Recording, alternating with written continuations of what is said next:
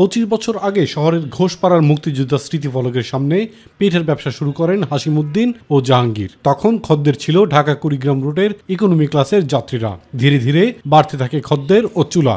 বর্তমানে 10 চুলায় চলে পিঠার প্রস্তুতি। আমি এই ভাপা পিঠাটা অনেক বছর আগে থেকে বিক্রি করি।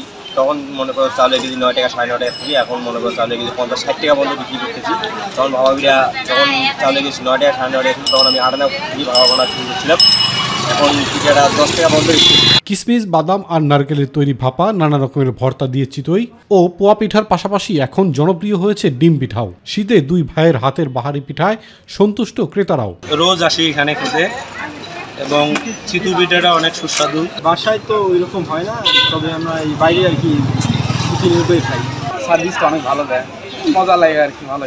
প্রতিদিন বিকেল 4টা থেকে রাত 12টা অবধি জ্বলে তাদের চুলা। দুই ভাইয়ের পাশাপাশি পিঠার ব্যবসা কুড়িগ্রাম শহরের মানুষদের মধ্যে বেশ আলোচনার। দোকানে পিঠার জন্য লাইন ধরে অপেক্ষার পাশাপাশি বাসা বাড়িতেও সরবরাহ যায় তাদের পিঠা। শহরে মানসম্মত পিঠার দোকান কম হওয়ায় নগরবাসীর মানুষের মনেও তৈরি হয়েছে আস্থা। সততা ও পরিশ্রমের মিশলে দুই ভাইয়ের পিঠার দোকান এখন কুড়িগ্রাম শহরের শীতের সময়ের অবিচ্ছেদ্য অংশ হয়ে উঠেছে মনে করেন স্থানীয়রা। ইলিয়াস কমল, মাই টিভি।